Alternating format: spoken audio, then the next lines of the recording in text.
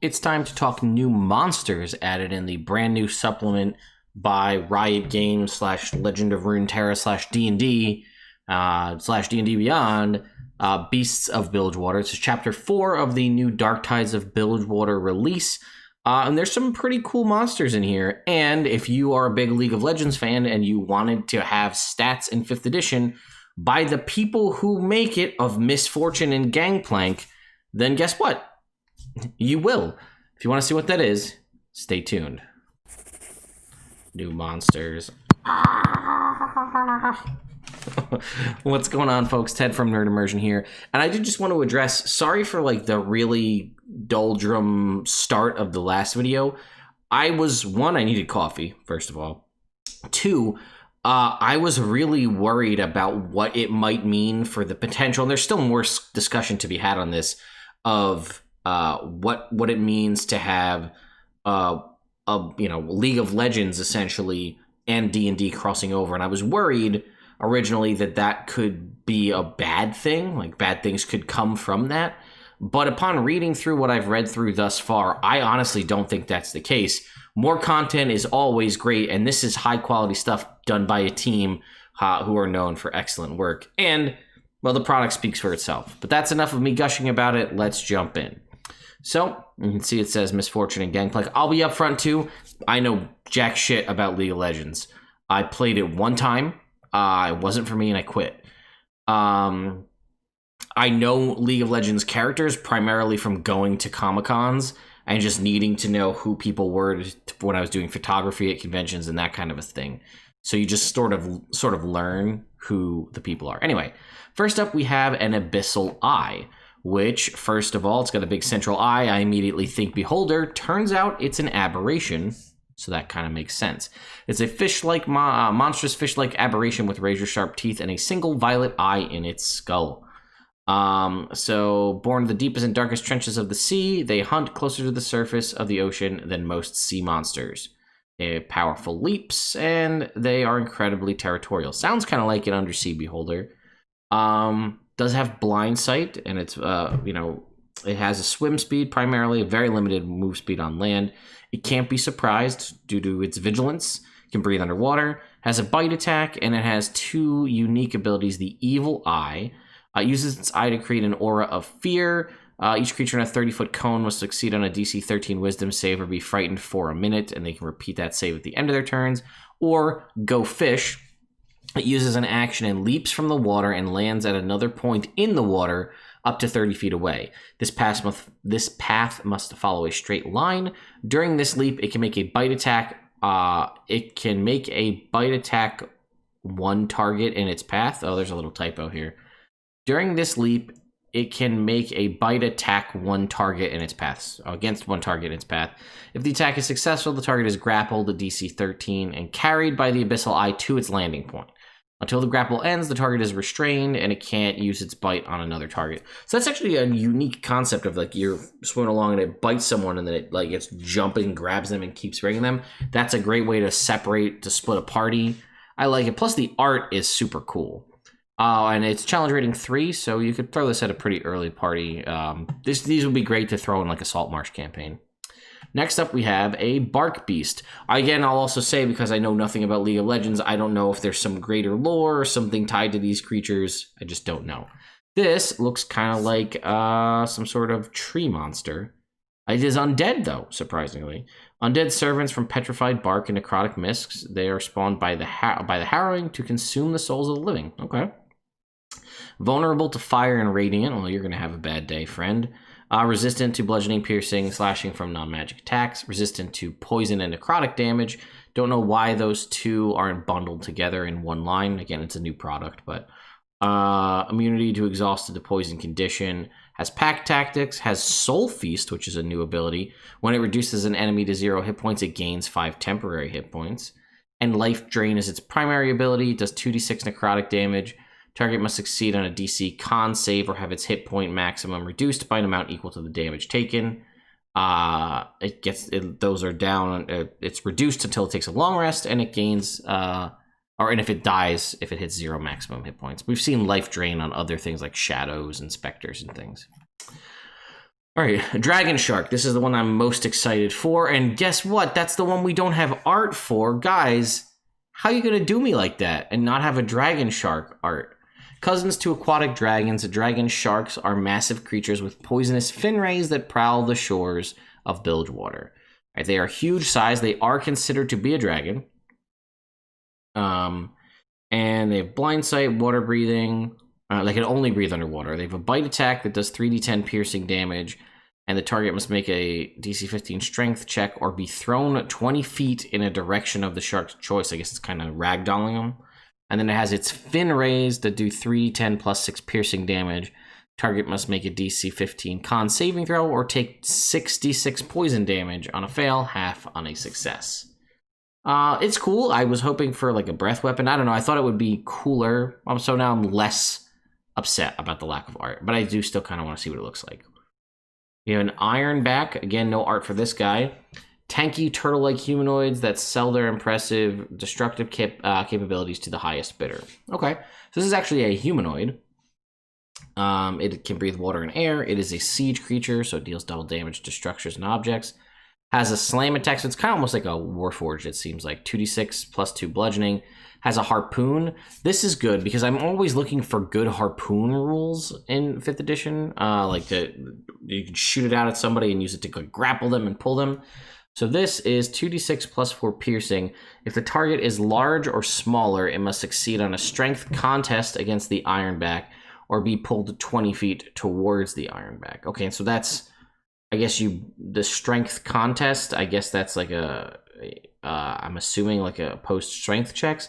That could be tweaked, the wording could be tweaked a little bit there. Is it like an athletics versus an acrobatics check, like a grapple or like a shove? I don't know. And then iron plating, it adds 2 to its AC against 1 melee attack that would hit it. To do so, it must be able to see the attacker. So it can just bump its AC up against one singular attack. Then we have a pool shark, which is not to be confused with the dragon shark. This is in someone who is going to run a table of pool, right? A common feature of Bilgewater's taverns and casinos, the pool shark delights in games of skill. They don't fear a good old-fashioned brawl too. Combat is a most skillful game of all. So it can be any humanoid race, and they have Gambler's Luck. When the pool shark rolls a 1 on the d20 for an attack roll, ability check, or saving throw, re-roll the die and use the new one. So it's like a halfling's lucky. Sharking, 2 times per day. The pool shark can use a bonus action on its turn to target one creature within 30 feet of it. If the target can hear the pool shark, the target must succeed on a DC 12 charisma saving throw or have disadvantage on ability checks, attack rolls, and saving throws until the start of the pool shark's next turn. It has multi-attack, 2 Q-stick attacks, or they can be replaced with 2 improvised weapon attacks. The Q-sticks do a D6 plus 2 piercing, and the improvised weapons do the same, but it's bludgeoning and it has a range of 20-60. Then we have a powder monkey, which I thought was going to just be like an NPC who's running powder to a cannon. Turns out, no, it's an actually elemental monkey kind of fire creature. Minions of Misfortune make life difficult for our enemies, hurling explosives around to cause chaos. Again, not familiar with League of Legends, so. Vulnerable to cold damage, immune to fire and poison in the poison condition. Animalistic Elemental, the speak with animals and locate animals or plants spells treat the powder monkey as a beast. It has evasion as per the rogue, and then his claws that do a d4 plus 1 slashing and a d4 fire. Explosive excretion, the powder monkey conjures gunpowder and throws it at a point up to 60 feet away. Each creature within 5 feet must make a DC 12 dexterity saving throw, taking 3d6 bludgeoning damage on a failed save or half on a success. And then flash powder, an ability that recharges on a 4 to 6. With a bright flash, the powder monkey magically teleports along with any equipment it is wearing or carrying up to 40 feet to an unoccupied space it can see. Before or after teleporting, it can reload one weapon it can reach with the reload property. And then again, that's a limited number of shots that can be made with a weapon that has the reload property. Character must then reload it using an action or a bonus action. Character's choice. I'm just curious. That is in the DMG for like futuristic weapons. And then lastly, we have a Wharf Rat, which is an absolutely terrifying creature, which is some sort of weird shark rat, which is awesome looking. I love it. It just is nightmare fuel. Hey, folks, it's a beast. There you go, druids. You could turn into this if you want to. Keen Smell, so advantage on perception checks. It has the Shark's Blood Frenzy, so it has advantage on attack rolls against any creature that doesn't have maximum hit points, and does a d4 plus 2 piercing damage. So it's basically just a significantly improved rat, or giant rat type creature. Then we have some NPCs. We have Commander Ledros. Again, might be a character from League of Legends, I don't know. He is an undead, and has a lot of resistances: acid, cold, fire, lightning, and non-magic attacks that aren't silvered. Necrotic and poison damage immunity, condition immunity of charmed, exhausted, frightened, paralyzed, petrified, and poisoned. Has incorporeal movement, so can move through objects and terrain, and he takes 5 force damage if he ends his turn inside an object. Seemingly unlike the rogue, I think it's the rogue, that can move through people, and then they can take damage from that. Or maybe that was the, I think it was the rogue. Anyway, sunlight sensitivity, though, disadvantage on attack rolls or perception checks that rely on sight. He has the Sword of Ledros, which does slashing and some extra slashing damage if they're a humanoid. And then the Harrowing Mist, which is recharged on a 6. He unleashes a wave of shadowy mist that coalesces in a 15-foot radius circle centered on him. Each creature in that radius must make a DC 14 con save or take 4d10 necrotic damage, of which he is immune, so there's no downside to him. Half on a success. Then we have Misfortune, the champion here. I think it's champions. That's what League of Legends calls them. I think so. Anyway, she's a medium humanoid. She has a bunch of proficiency. She basically looks like a rogue, as far as I can tell. She has evasion, similar to a rogue. She's a CR 12. She has Fortune's Favor once a day. If she fails a saving throw, she can choose to succeed, so it's essentially a legendary resistance. Also interesting that they call it once per day here and not like once a long rest, which is just like a terminology thing. Gunslinger, being within 5 feet of a hostile creature or attacking at long range, doesn't impose disadvantage on her attack rolls with a pistol. In addition, she ignores half and 3/4 cover when making ranged attacks with a pistol. She makes 2 attacks. She has a rapier that does a d8 plus 5, or a pistol that does a d10 plus 5 piercing. It does not have the reload property. And she has 3 legendary actions. She can do Strut for 1, moving up to her movement speed without provoking attacks of opportunity. Bullet Time for 2, making 2 attacks with her pistol as a legendary action, or Make It Rain for 3. She fires a barrage of bullets. Each creature within a 15-foot cone must make a DC 17 Dex saving throw or take 3d10 piercing damage on a fail, half on a success. And then Gangplank here at the end. We have he's got wears plate mail, so AC of 18. Indomitable 3 times per day, looks like he's a fighter, also challenge rating 12. When he fails a saving throw, he can choose to re-roll it, must use the new roll. He regains 10 hit points at the start of his turn, as long as he has at least 1 hit point. That's Remove Scurvy is the ability. That sounds like a champion fighter style move, though. Gangplank makes 2 Flame Blade attacks. One of these attacks can be replaced by a rifle attack. The Flame Blade basically looks like a Flame Tongue longsword, a d8 plus 5 slashing plus 2d6 fire. And the rifle is 60, 150 on the range, d12 plus 2 piercing damage. Also not listed as a reload weapon. And 3 legendary actions as well. Parlay is so many pirate stuff here. Gangplank makes an attack with his rifle. Dead Man's Plate is 2 actions. He attempts to shove a creature within 5 feet of him. The shoved creature takes d8 piercing damage in addition to either being knocked prone or pushed. So it's a shove that also deals damage. And then lastly is Cannon Barrage for 3 actions. Fires a magic bullet that explodes into a rain of cannonballs.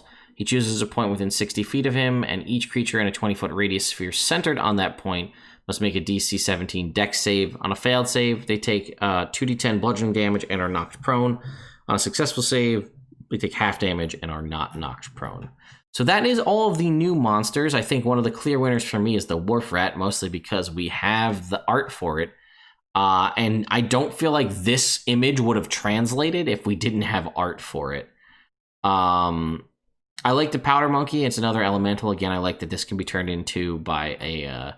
This is also something if your players don't know, like this would be absolutely terrifying to throw at them and like a low-level player. I like the idea of this Ironback. I like rules for harpoons, although I think they could be clarified a little bit. Dragon Shark, I'm bummed about no art for it, even still. Bark Beast, I could take it or leave it. And then I love the Abyssal Eye because it reminds me of a weird beholder mixed with Big Bertha the fish from Super Mario World. And that is it. So we still have some more content in Legends of Runeterra Dark Tides of Bilgewater. We do have this final one here, which is Booty of Bilgewater, which is going to give us all of the magic items. And there are a bunch. And from what I saw, it looks like if you're a fan of League of Legends, some of the items and things may correlate to stuff from League or maybe from Legends of Runeterra. So I've basically covered Chapter 2, Chapter 4, and I'm going to cover Chapter 5. The only thing that I haven't really covered is Chapter 1, which is kind of the setting guide, and Chapter 3, which is the actual adventure itself. Let me know in the comments if you're interested enough in this that you want to see me cover Chapter 1 and Chapter 3, and I'll do so after the fact. This is also a much shorter thing to cover, whereas doing Theros for as long as I was doing it is a ton of content, and there's a lot there. This is a much more compact module and easier to review. So again, let me know what your favorite Beast of Bilgewater is from this this little module here. Again, completely unexpected. And actually very pleasant now that I have it and I have read through more of it. I'm enjoying everything I read. It just keeps me entertained, and it's just refreshing. I was worried, now I'm not. Thank you again to my patrons over on Patreon for continuing to support me. And if you want to see more videos like this, because this is a thing that I do, I cover pretty much all new D&D releases and major D&D news as soon as it drops, as fast as I'm able to. The fact that I'm working from home for, an unlimited amount of time at this point makes it so I can make these videos basically as soon as content comes out if I'm able to. So I try very hard to stay on top of things. So you may want to ring that notification bell because I'll be the one who's covering stuff potentially faster than anybody else can. Anyway, who knows? Thank you all so much for watching, and I'll see you next time.